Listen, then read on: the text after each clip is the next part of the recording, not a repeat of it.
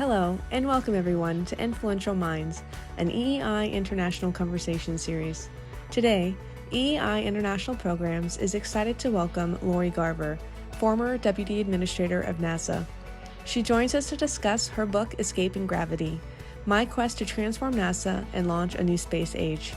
She'll be joined in conversation by our host, EEI Vice President for International Programs, Dr. Lawrence Jones. Thank you, and thanks for joining us. This is our first Influential Minds with a live audience. So welcome everyone for joining us. Lori, welcome to EEI.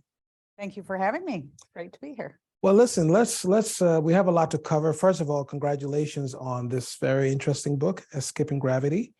But before we get into the book, why don't you tell us a little bit about Lori, your childhood growing up, and perhaps more interestingly, why did you get interested in space?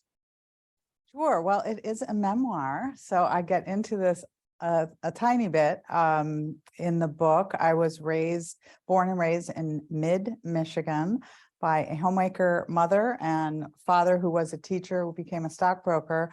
But on my mother's side, my grandfather and my uncle were in local politics. They were in the state legislature and they were farmers, and they believed that was a public service. And I grew up with this sense that you sort of owe that, and it was something to aspire to, sort of unlike today, our view of public service, perhaps. And my dad being a stockbroker, he would come home so excited that he's investing in something, a new company that was developing a drug that could help with high blood pressure, and he could help them raise money by being, in the public markets. And so I had this democracy and capitalism idealism about me. And I, in the 1970s in high school, was very, I think, interested in science and math, but discouraged from doing that. I tell a little story in the book about that. I had taken all the science and math my high school offered, public small school, and there wasn't anything my senior year. 5 others were in the same situation. They were all boys, and they had been reached out to by the school to coordinate them going to take calculus at the local university. They hadn't reached out to me. So I come to senior year, they're all going off to calculus. And my mom was more upset about this than I was, as I recall. And they told her, well, we didn't know why a girl would want to take calculus. And that my interest in space does not predate women going to space, which was the year I graduated from college. Sally Ride was the first American woman who went to space. And I do think that is related. And this combination of having no role models in the early years of the human spaceflight program probably contributed to that. But my first job out of college was working for John Glenn. John Glenn was the first American to orbit the Earth, but I wasn't working for him because he was an astronaut. I had majored in political science and economics based on that background growing up in Michigan, seeing that those are things where I could really make a difference in the world.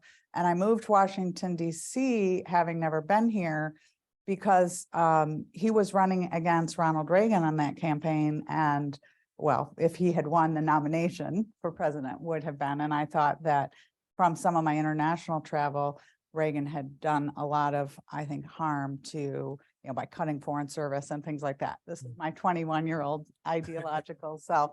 And working for John Glenn, you met a lot of people in NASA. It is a typical Washington story that from there, I met people who helped me get my next job. And the spark for me about space was, again, believing that a life goal, I think for everyone, is to leave the world better than you found it. That in the late 1970s, early 1980s, space was still really new, space travel. And all the astronauts that came back were very much moved by the fact that their view of the planet from space showed that we are in this together. That's a big theme of the book. Yeah. And I got a master's in science, technology, and public policy, focus on space policy at GWWII while working, because I felt this was a field where political science and economics could really help advance it at a time where it was really meaningful to the future. Well, we'll get into some of the intrigues about getting to NASA. But I mean, did you ever imagine yourself becoming the second or the deputy administrator of an organization like NASA? Did you ever have that imagination when you were a kid growing up? No, I think my tangential aerospace, if you take that very broadly, career goals that aligned would have been my brief interest in being a stewardess when I was in high school. And they were stewardesses back then. And my uncle was a United Airlines pilot, and he had allowed our class to go on the plane to Lansing, the capital. And I still have the pins. The boys were given pins that said future pilot, and the girls were given pins that said junior stewardess. And so I really did want to be a stewardess. I never got tall enough. And, those are just things I know we do sort of chuckle about it now, but it was really impactful. And we got to make sure today that we are not continuing those kinds of things. We don't do anything so blatant, but. So let's talk about the book, Escaping Gravity. So why did you write the book? And talk about the title, Escaping Gravity. I mean, why that title? Well, I wrote the book because having that background was really a unique perspective. Almost no one, and certainly no one who had the career I did at NASA, had not grown up wanting to be an astronaut, or in Alabama and their grandpa worked on the space program, or, these were, I got there through such a different path. And as with any team or organization, like a really different point of view can be meaningful. And I came at a time that I'm sure we'll talk about where that was the case. For me, escaping gravity is tied with that. We overcame getting off the planet, escaping gravity, by having an aligned goal and really brilliant people working at it very hard. A lot of people. Overcoming gravity is not easy.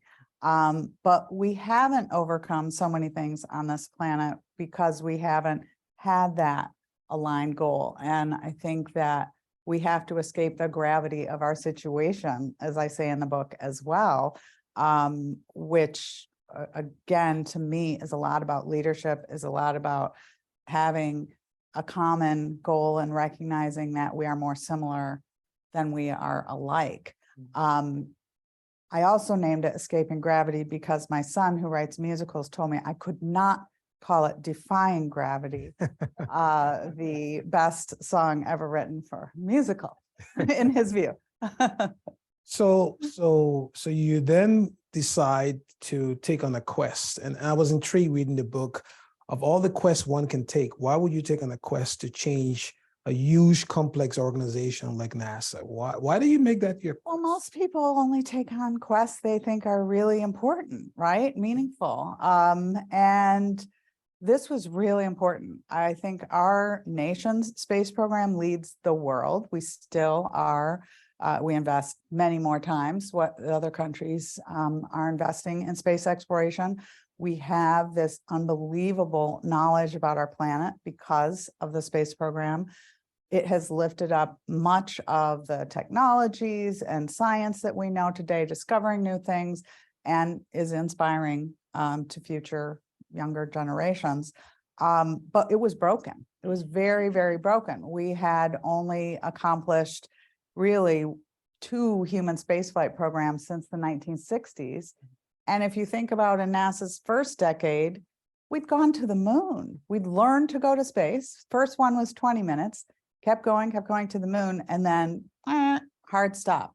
And I could see the reasons, again, coming with a different background into the agency at a senior level, that there were so many people invested in the status quo that no one wanted to escape that gravity of the situation. They were very happy getting their cost plus contracts and the jobs in their districts. And these are things, they're not bad people, it's the system. And I was willing to stand up to the system because I really think over the longer term, as we have explored the Earth and now beyond, it is actually important for humanity, to our survival. We have helped so many people through satellites. There are many more things we could be doing, and lowering the cost of getting to space was the goal for our human spaceflight program, for really launching anything off of the planet since Apollo. And we had not been successful. It was still $1 billion of government taxpayer money to get an astronaut to space. And that just seemed like a not sustainable plan for the future. So you took on this quest to transform NASA, not an easy quest. So up on the screen, you can see the timeline of human space flight from your book. And maybe you can just talk about one or two of these, what I would consider to be critical milestone. If you look at the timeline from 1957 or 58, when President Eisenhower sort of established NASA, and then come on to 2022, when we've just this year had, two space flights going up. Talk about, maybe pick one or two of these, what you consider to be defining moments in the US space history that you think we should be aware of. Sure. Well, this layout, and I'm a big picture person, is the perfect way to sort of describe what I just said was a problem. You went from 57 to there in 69. I think there were 35 astronauts flown, all white men. They went to the moon. Since then, we had just gone 200 miles up for the next 50 years. And, you can look at the accidents, pull from here, the Apollo 1 fire, we recovered and went to the moon. The Challenger and Columbia accidents for the space shuttle, both 1986 and 2003, taught us that the space shuttle was not going to be that reliable, inexpensive space transportation system it was promoted to be, sold to be.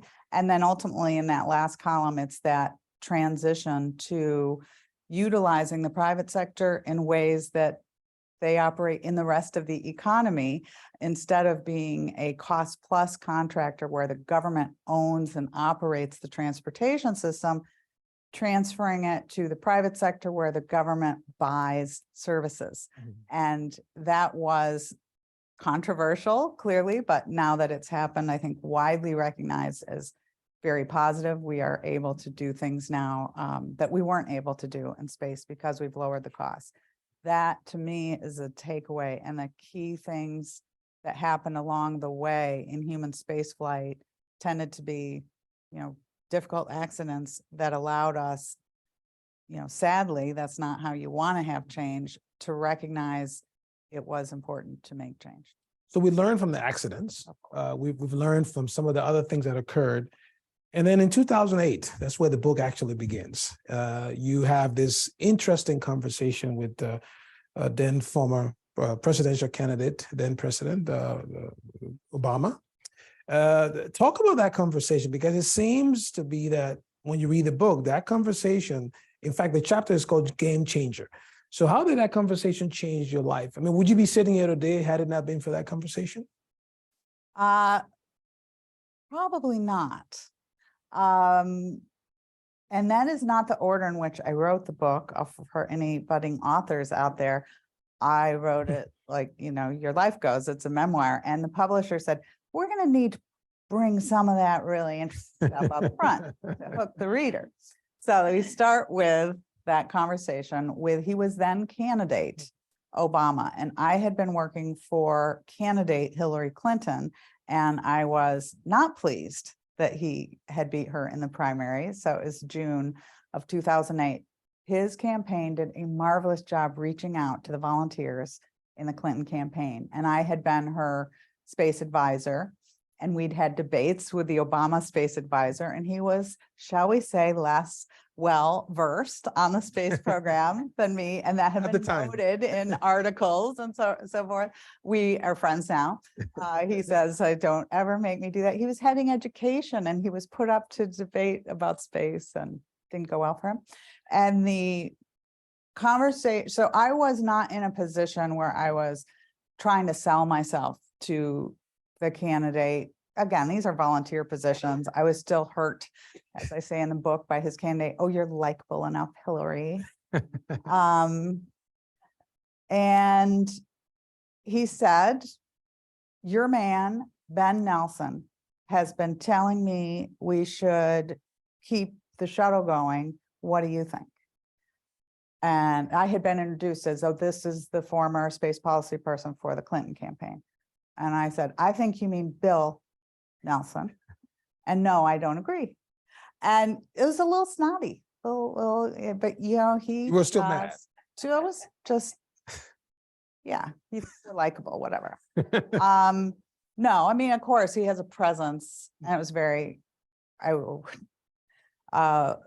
wanted to be supportive, but I was not intimidated. I think that's the point for a takeaway. And he, to his credit, again, big smile, I do mean Bill, and why not? Like, he wanted to know. And so I was able to say to him, the shuttle had 2 accidents. We are spending this amount on it.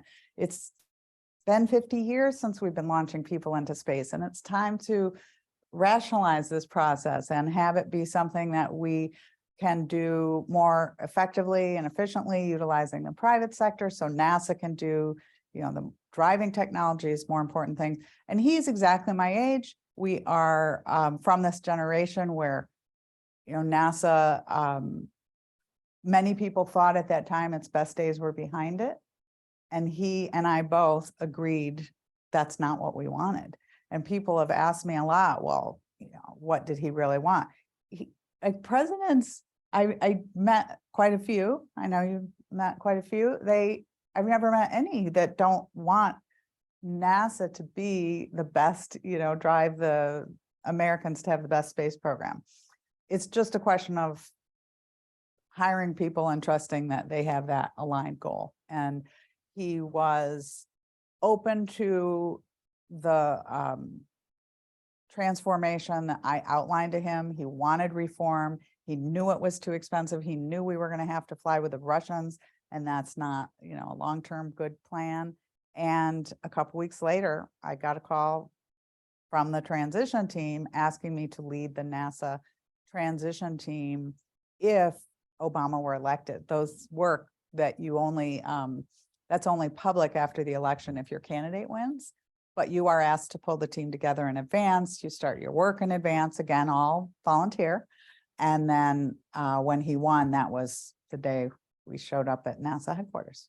So you go to NASA headquarters, you start the transition, you start to discover things, and eventually you're put up for nomination to become the deputy. Here's a photo of you and Charlie Bolden when you were doing your confirmation. Now, a lot of us here don't know what a confirmation hearing entails. So tell us, is it easy? Is it difficult? Well, as I have said in the book, if anyone is going to be confirmed by the United States Senate, I highly recommend going on the coattails of someone like Charlie Bolden. He was a Marine general, a 4-time astronaut, the first African-American from the South to get an appointment to the Naval Academy, flew 100 sorties in Vietnam, and he even had been nominated to be the deputy administrator by the previously Republican president. So a nonpartisan person. And I was just the deputy. So they happened to snap this shot of me speaking, but we went through the process together, which is rare. I'm pretty sure no administrator and deputy have, but every single meeting with the senators that you have in preparation for this hearing is to get them comfortable with you. The hearing itself is a bit of theater.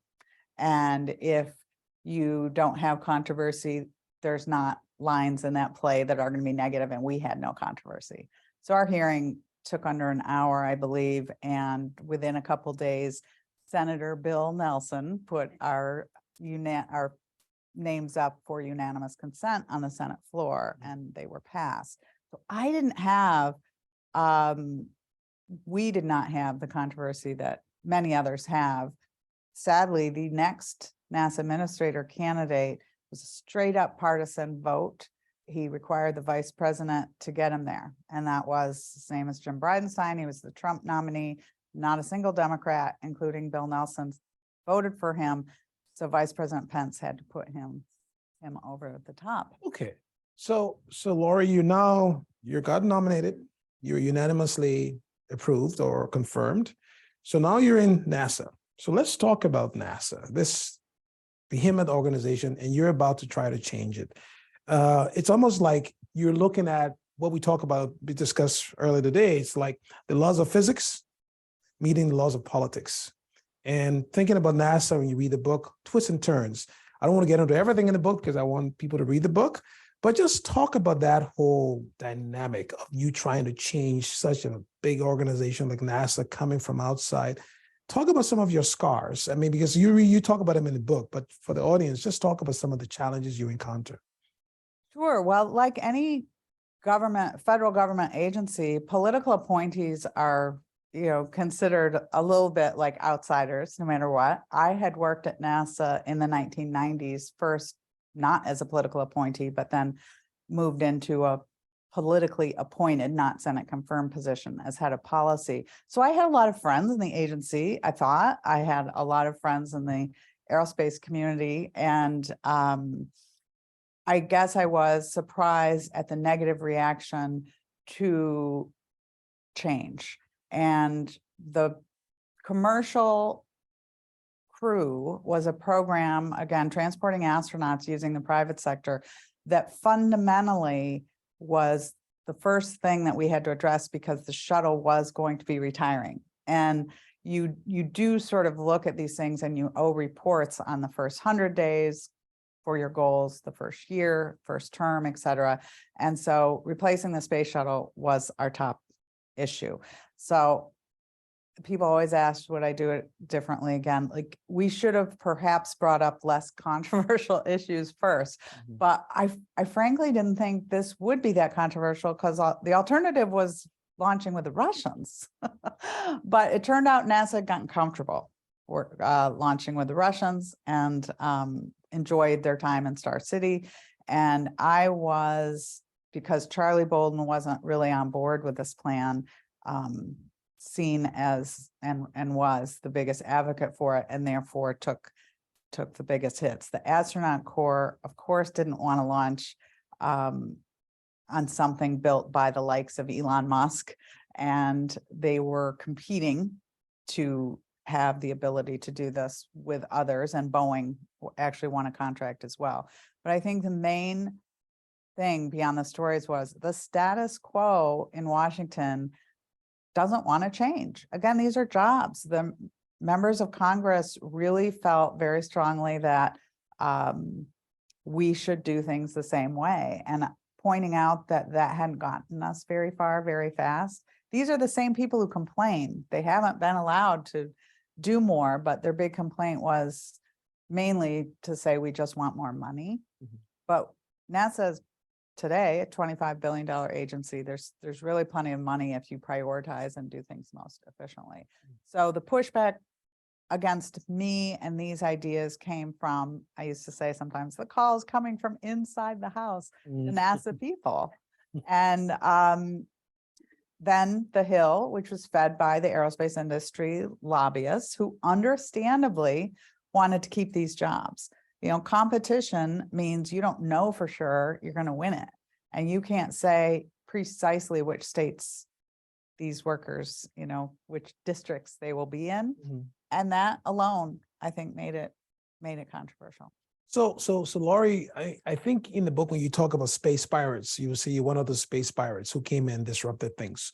We'll talk about the space pirates, but intriguingly, you met a lot of individuals throughout your career. And in fact, there's a chapter in the book you call Starstruck, where you met, just luminaries, right? So we've already talked about President Obama. We've talked about that relationship, but talk about Neil Armstrong and some of the other folks you met. How was those meetings? If I were to meet an astronaut today, I'm gonna just look at him in awe and not even say a word. But you even had be able to get in a word anyway. But you actually were on even Meet the Press, where you sat down with 3 former astronauts who've been to the moon. So talk about, what does that do with someone when you meet people who've done this sort of incredible thing like going to the moon? Well, so when I left John Glenn's campaign, I went to an organization called the National Space Society, and I ended up being there for 13 years, a small nonprofit, thought organization, and we were seeding, I think, a lot of these ideas to have our space program drive more value and lowering the costs and having the ability to do more in space that was meaningful to a broader section of people. And one of the things we did that I thought, would help us in a number of ways, including fundraising, was these anniversaries of big Apollo, usually milestones. And so I met Neil Armstrong, Buzz Aldrin, and Mike Collins because we were doing events with them. And similarly this is Jim Lovell and Tom Hanks. I happened to get them together because they were filming the movie Apollo 13. And I said, well, maybe they'd like to come for this actual Apollo 13 anniversary and meet the real astronauts. Like, these are not, it doesn't take a genius, but I was early in my career, very much interested in, again, advancing the agenda of the National Space Society.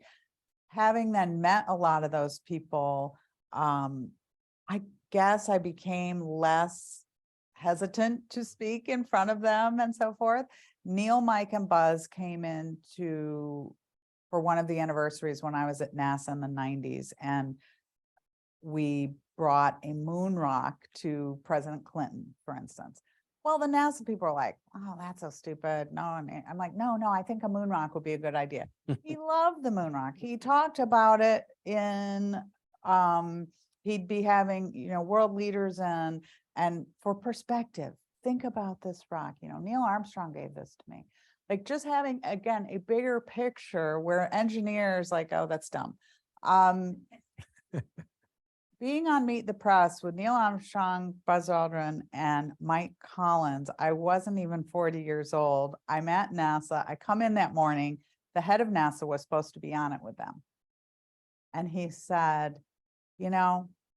I'm not going to do it. I'm not going to get any questions. This is going to be all about them. And I'm too busy. You do it. So I was the head of policy, and therefore the history office was under me. So gosh, I'm glad I wore something, okay? Because I just went with them. And, he was right. Of course, the focus was on them, but they were so good. They would deflect any question about current. I remember Neil Armstrong got asked, what should we be doing in the future in nature? And he said, I think Lori might be better capable of answering that, just pure gems. So fast forward 10 years, now I'm the deputy administrator of NASA. They have been convinced, again, most of them Republicans. They were somewhat not given the whole story and said, Obama's trying to ruin human spaceflight. They testified against us on the Hill. And Neil Armstrong even said, it's fine for advocates to have these positions, but these are engineering decisions that should be made by engineers. Like, they were not engineering decisions. And this is the difficulty. And again, escaping gravity, yes, those are engineering decisions, how you're going to get off the planet. But as an astronaut, you aren't trained on how to set policies that incentivize the right behaviors to address goals that help the public who's paying for us. That's the role of government as a public organization. And NASA had not had someone in its leadership with that mindset since probably Jim Webb back in the beginning.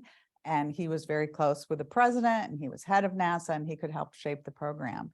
We've just been sort of doing the same thing, because you come out of industry, you go to NASA, oh yeah, I'm going to trust those guys, and let's just keep doing the same thing while complaining no one's letting us do more. Yeah.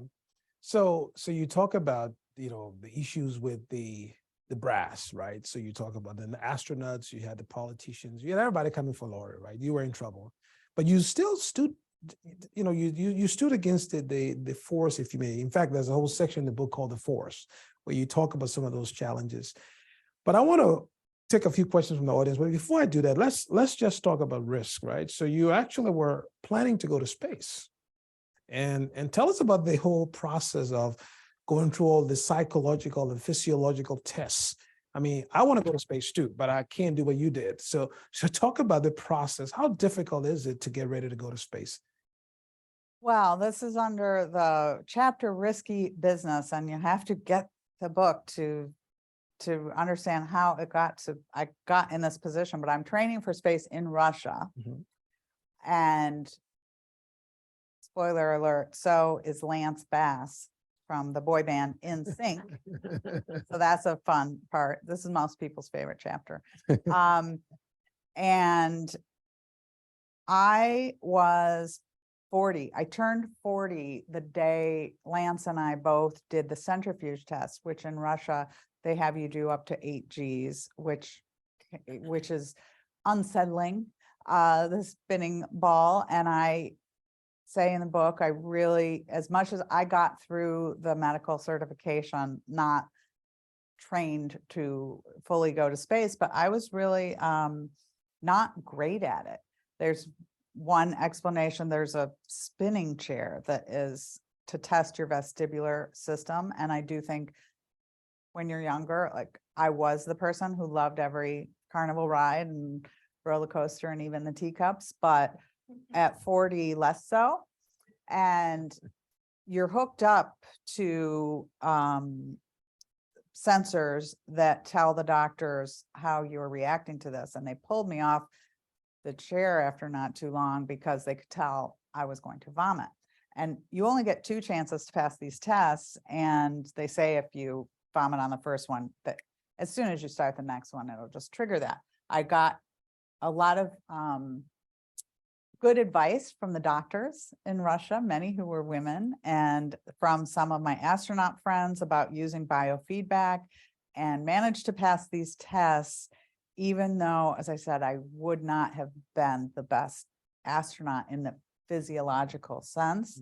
And I make the point that several people have noted, maybe it's a little snarky in the book to say, not at all surprising that a 40-year-old woman, I wasn't in that much better shape than I am now, just younger, and that I wasn't great at it, as that the attributes that allowed me to be a policy analyst didn't really help the astronaut. But the reverse, astronauts being policy analysts, people question that less. That's my snarky comment. Interesting. So you never made it to space? Oh, no. Okay. Lance ruined all that. So let's take one question from the audience, the live audience. Any question for Laurie? Go ahead. Hi, I had a question. I mean, I know your focus is on manned space flight or person to space flight, if you prefer, but it seems to me that some of NASA's greatest achievements have actually been in the unmanned thing. I mean, we have, Voyager, the furthest thing humans have ever made ever, actually beyond the solar system, right?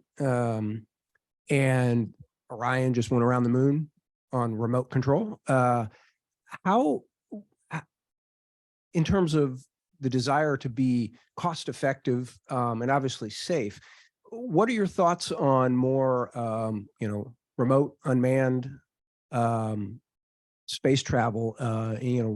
We got a rover on the Mars that's still working. I mean, some of those accomplishments are truly impressive. Just wonder what your thoughts on that might be.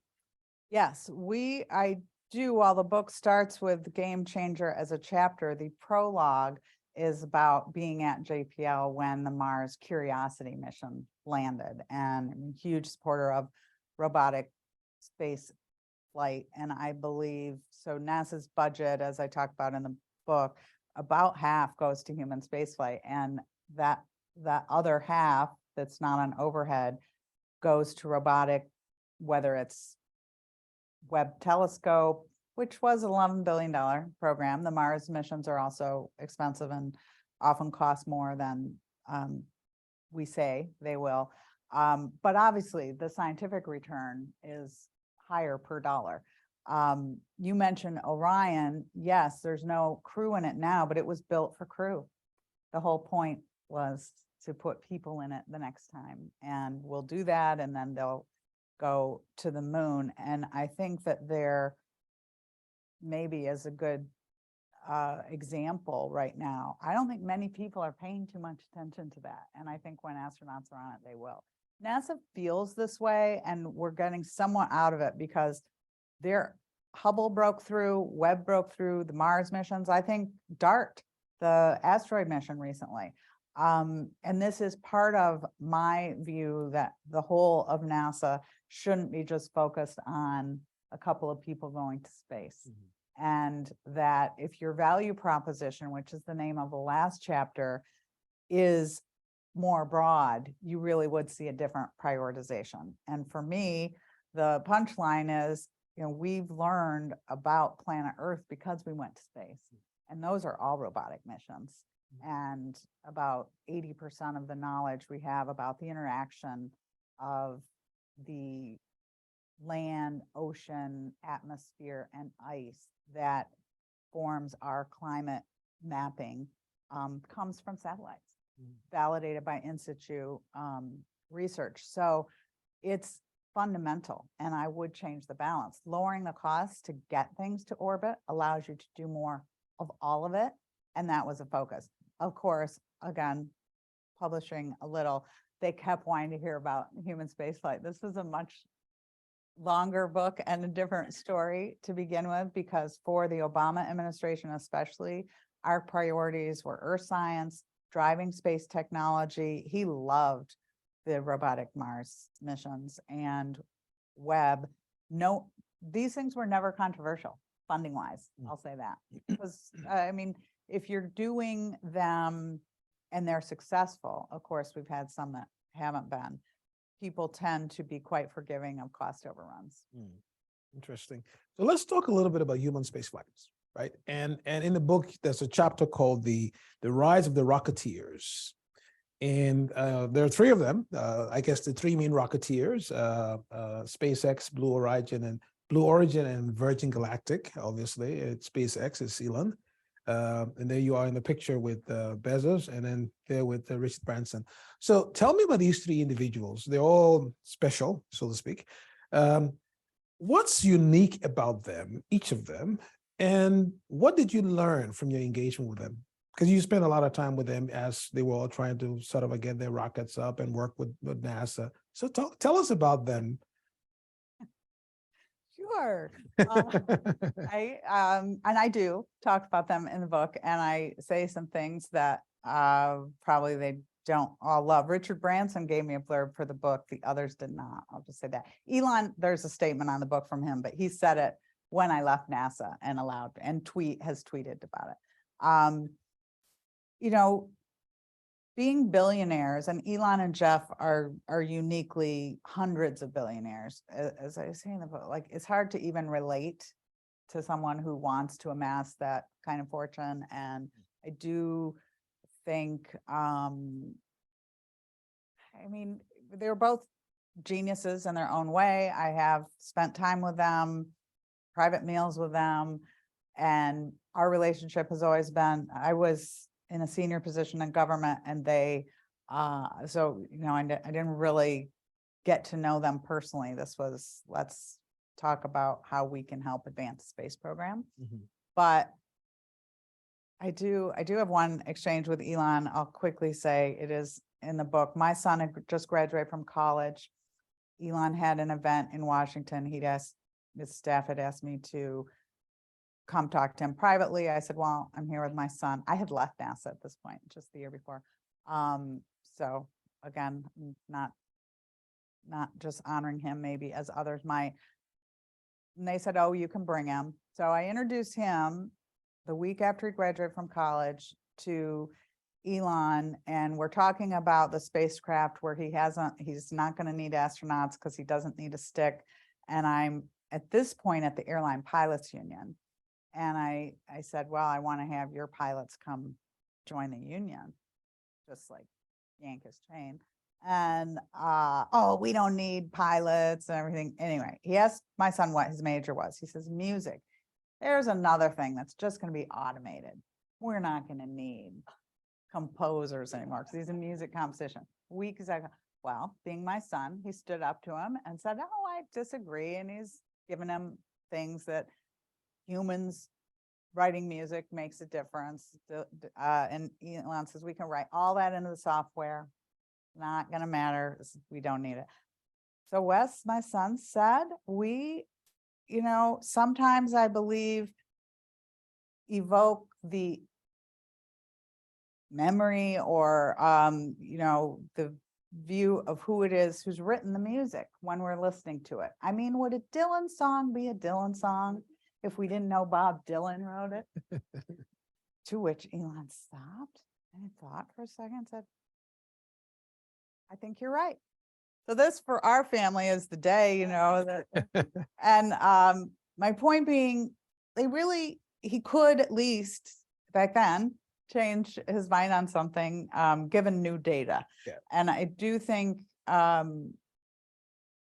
astronauts, all of us, none of us is good at everything. And to me, certainly Elon with SpaceX is in a class of its own. Bezos and Blue Origin has done some great things. It hasn't been as big a focus for Bezos. They're doing suborbital space. I'm looking for them to be bigger competitors in the future. Branson is a really fun individual. If you ask me of the three, who'd you rather have dinner with, it would be Richard. If he brought his son Sam, it'd be any better. Like, they're just fun. And, who doesn't love the British accent? But Elon and SpaceX have transformed. I didn't love the subtitle, My Quest. I wanted it to be The Quest to transform NASA, because I didn't do it. It couldn't have been done without lots of other people, and it wouldn't be happening now without SpaceX. They have succeeded, and he leads that organization.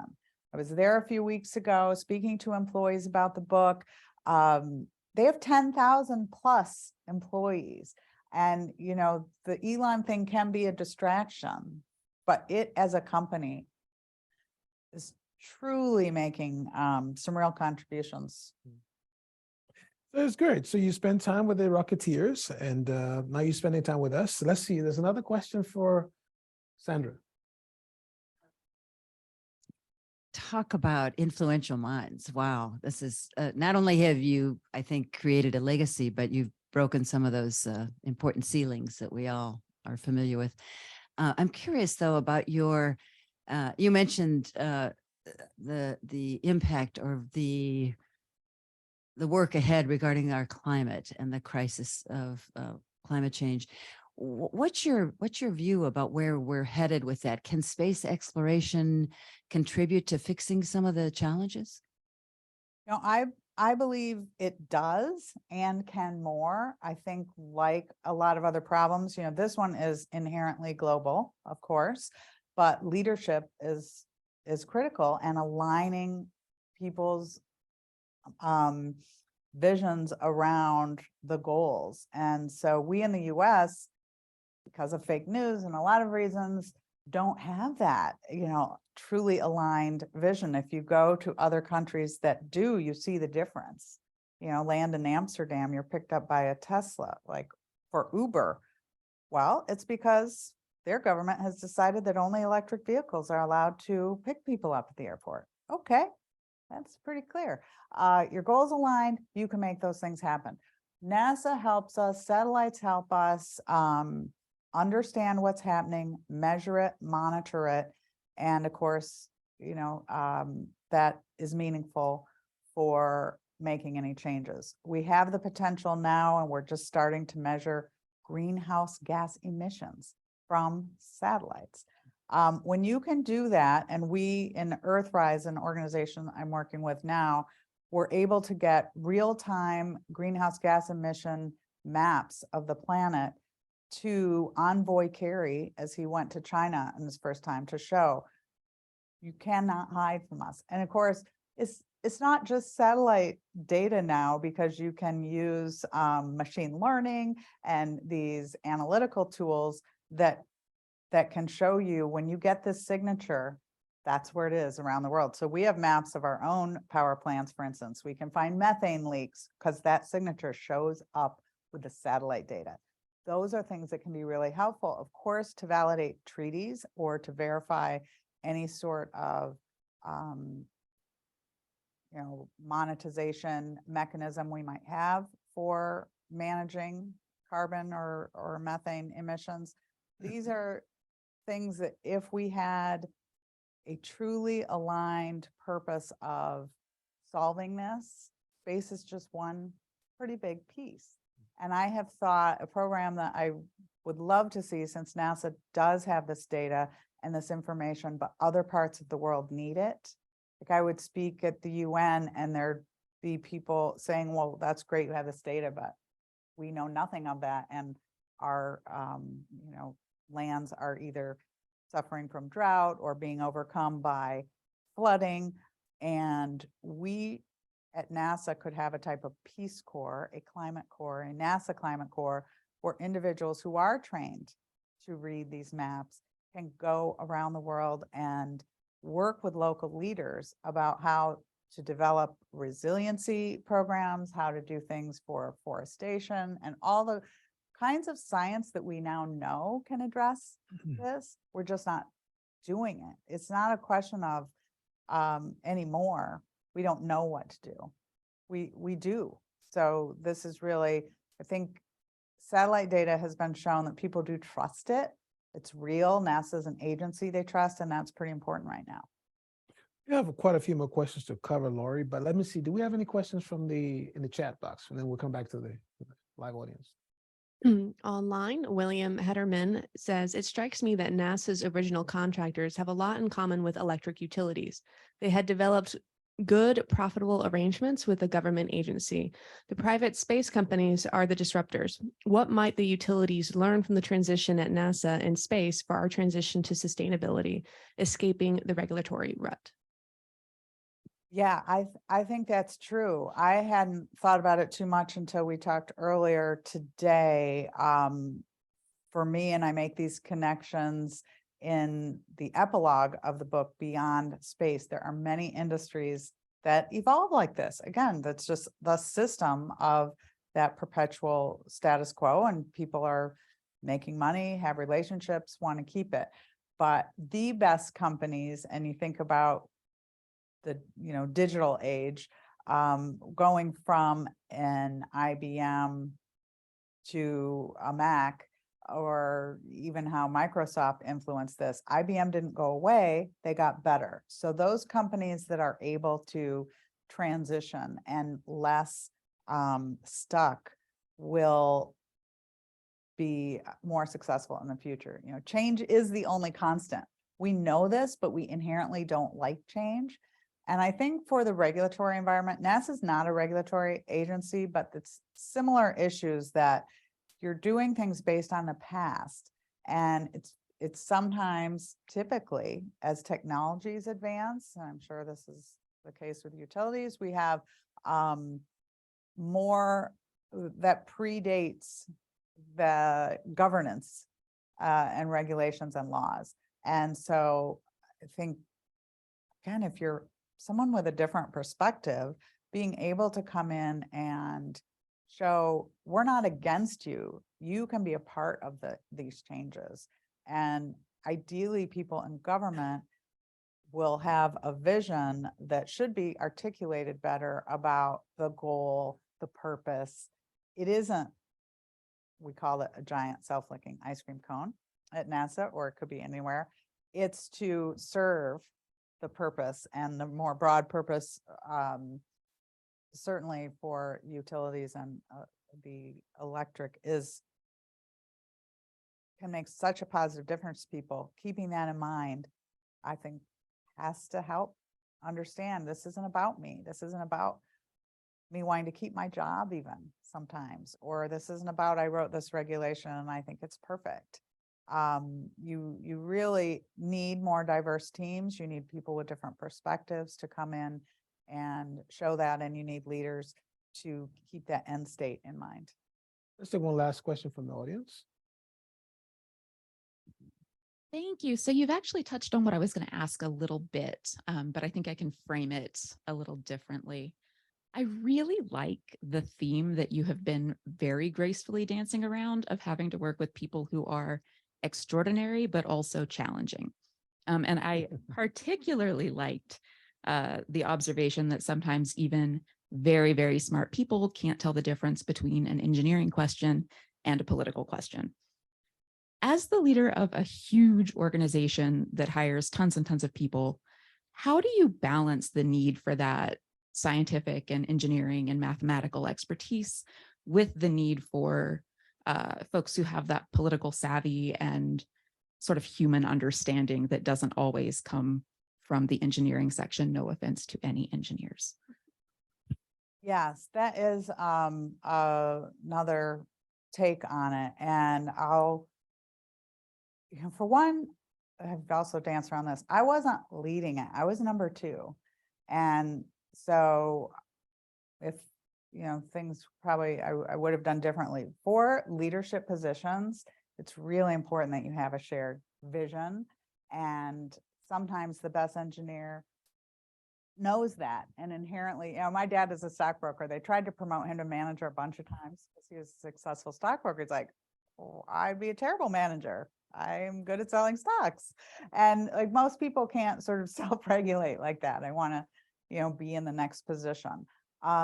One of the things I've done, for instance, to start having people who are engineers, having more broad perspective, I've started a fellowship, the Brooke Owens Fellowship, Women in Aerospace Engineering, and they come in and are given a bigger picture. They're going to go into the fields. We've started another one, the Patty Gray Smith Fellowship, for Black collegiate students. These are both people in the field who were dear to me, who passed away.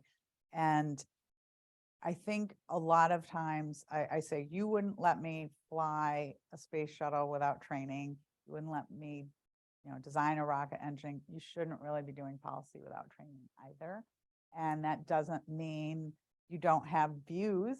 And I think it's a bit like anything where you're too deep into it, the solution is always going to be what you know best. And sometimes there's a lot of other things. So the way to get around that is training.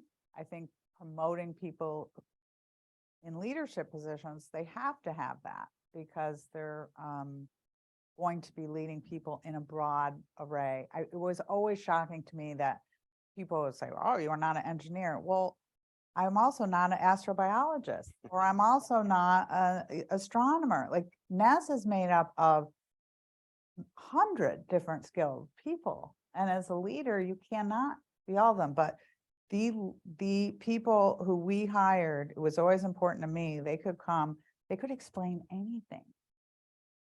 They're that good. I should say, for full disclosure, perhaps in this room, Are you an engineer? I am an engineer, and pictures. So there's hope for us. But look, we have about 10 minutes left, Laurie, and I want to just basically cover a few themes here. First, towards the end of the book, it's a very interesting observation made by astrophysicist Neil deGrasse Tyson, where he talks about, basically, he makes a point that 3 motivations drive us when it comes to whether it's governments or even individuals: fear, greed, and glory.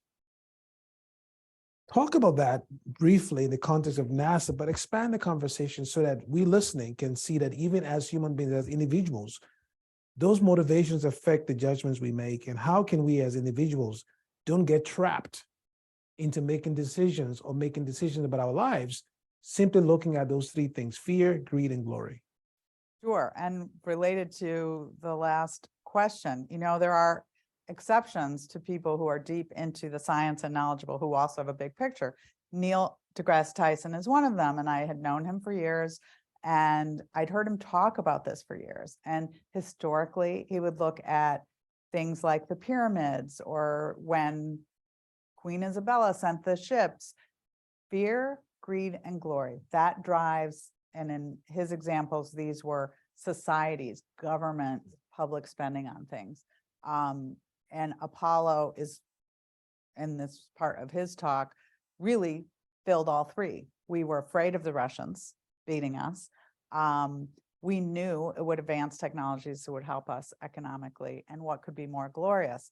And I think we're afraid of the greed part of that in government at NASA, for good reason. It's not a great word, but returning the economic value to the nation by investing in things that are going to have applications elsewhere is not wrong.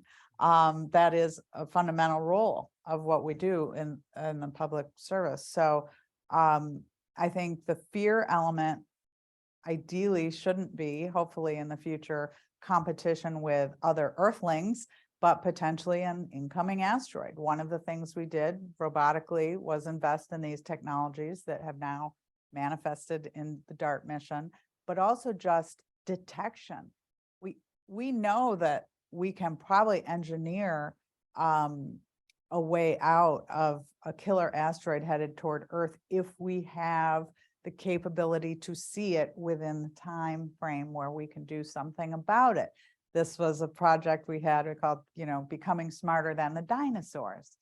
You just want to be in a position to know and then, be able to rise to the occasion. So for me, I really think these are things that we can all contribute to, and NASA fear, greed, and glory is just a really smart person's way of saying what drives. I hadn't really thought of it personally as much as public spending.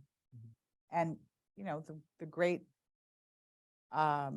glory can be a lot of things. I think Apollo, clearly that, but one of the reasons we do human spaceflight when it isn't as efficient for the science, or certainly for probably economic return, sometimes it's tied to fear. If we have an enemy we think on Earth that we should beat, right now we say we got to beat China back to the moon. And I keep saying for the 13th person to land, because don't forget, first 12 we already got. We won those. We won.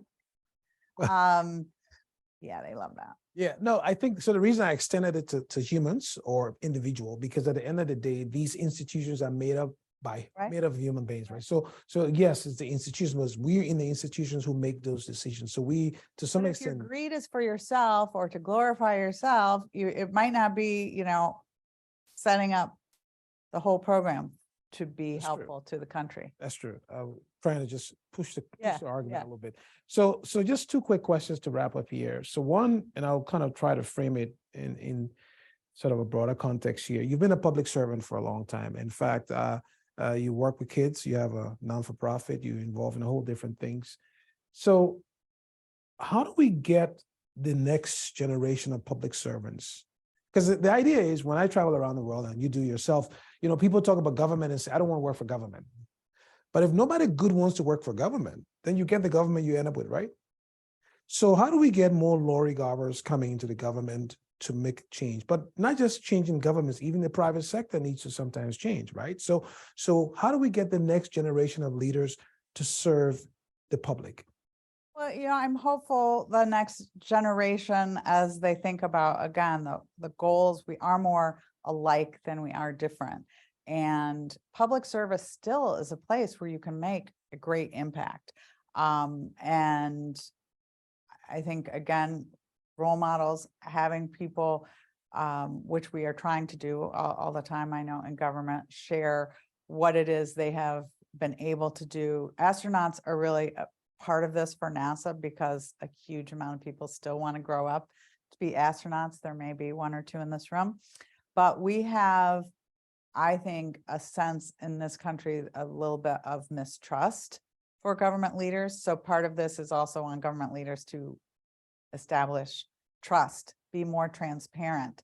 One of the things about this book, of course, there's people who didn't want me talking about some of these things, but you know what? We were all public servants. This is part of the exchange, and to be better, you're looking out at archives, we have to really understand the past to be able to incorporate changes into the future. That's an endearing thought, that as public servants or any career that you're going into, you really, I think most people do want to leave this world a better place than they found it. And how can you best do that in your chosen field with your personal skills, and for others to feel, just because you have a different idea, that's not maybe a personal affront to me, maybe I can learn from that. And I think, diversity is something that, an innovation that go together. And one of the things, because there's so much science that we haven't talked about from NASA, that we know is strengthened by diversity. And that is the same with any organism or team. We really, if it's groupthink, you're just going to be doing the same thing without a real thought about how it can be better. And I think this is a theme of the book, that as we did go to space, we turned around and we realized we're all in this together. And that should allow us to let go of some of the animosity we have for people who we think don't look the same as us, or from different parts of the world, have different spiritual beliefs. And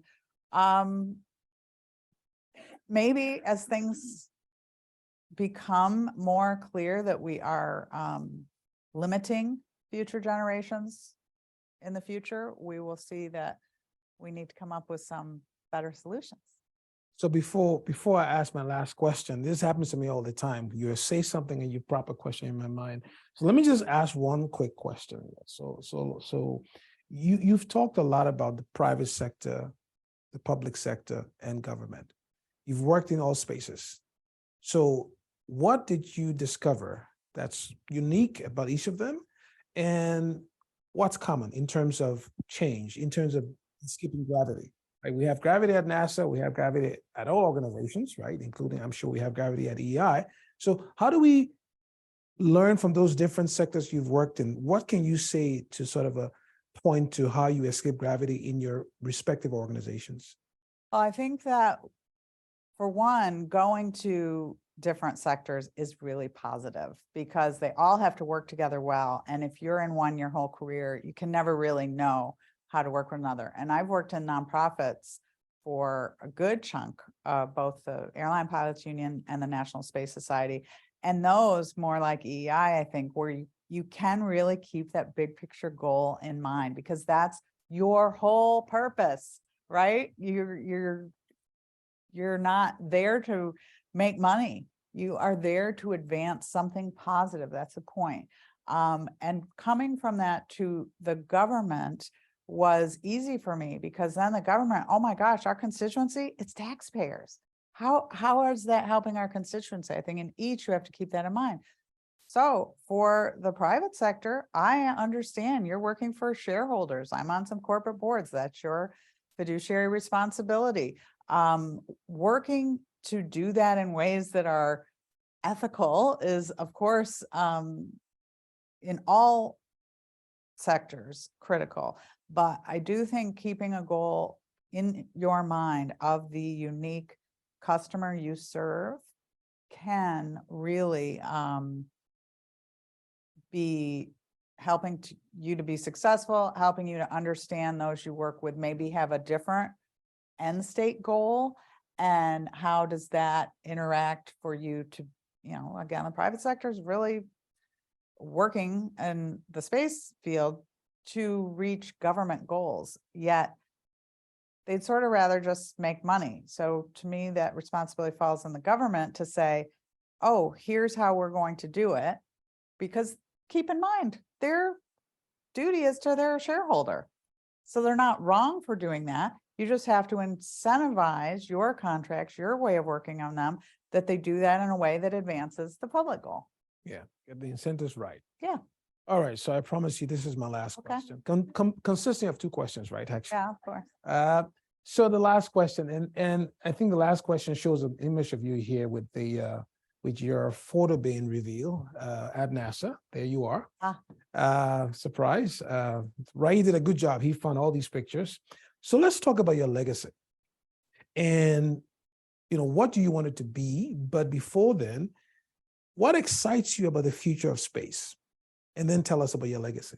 Well, I do think we have talked about the things that I feel are of real value when we go to space, but I'm thrilled that the key thing is it allows us to learn new knowledge, and we don't know where that will take us. I think that the programs we have in place for earth sciences, I would prioritize today. I am very excited about these advancements. A combination of nonprofit have put up methane sat. There is a lot of interest in helping our today problems on Earth from space. But we are also going back to the moon. The Artemis program is exciting. Orion, without people in it right now, is out at lunar retrograde orbit for the first time since the 1970s. And we really will have people walking on the moon again in the next 5 years, probably. The first woman, the first people of color were shut out in the beginning. And so hopefully that we can learn from those programs. I am excited that our future in space will, because the barriers to entry have been reduced by the lower transportation costs, we don't know yet what we will be able to learn in space. A simple thing like gravity impacts pharmaceutical development, human health, things that as we have more time in laboratories in space, we'll be able to invent new ways of combating diseases, osteoporosis, all kinds of things that we can't really study as well in the one gravity environment of Earth. So I'm very excited about that. As for legacy, it's a tough word for me. I still find it hard to acknowledge my unique role, because it seemed to me anyone in that position could see that this was the way to go. I really think that reform in government shouldn't be seen as negative. And even the book title, I initially thought, well, reform NASA, that's really what I did. I didn't transform it, but transform's a word that they like better for selling books. I'm happy to be a reformist. We should all recognize that today isn't going to be exactly the thing that is needed for a better tomorrow. And again, change is the only constant. So embrace it and embrace other viewpoints and be able to, I think, just rise up and keep that end state in mind. I'm happy to have that be my legacy. I continue with the fellowship programs to just love to see the futures they have in mind. And sometimes it's hard for me to say, oh, we tried that. Don't say that. Like, it might work this time. There's a new technologies, new capabilities, and new ideas. Embrace them. Well, listen, Lori, congratulations again on the book. It's been a very, very good thing to read when it's raining, but you can also read it when the sun is shining. And I have to say that when you have Walter Isaacson writing the foreword to a book, you know for sure it's going to be a good book. So congratulations again. Thank you for your service to the country and to the world, because you're doing a lot of stuff around the world. And also thank you so much for coming to EEI and participating in one of our first live with an audience, Influential Minds. And so please join me both online and in the house to say thank you to Laura.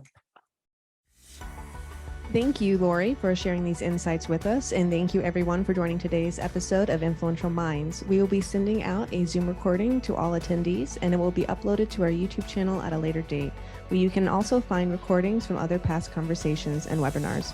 For more information and to continue engaging with EEI international programs, please follow us on Twitter and visit our website. Check out the chat for links. Thank you, and have a wonderful rest of your day.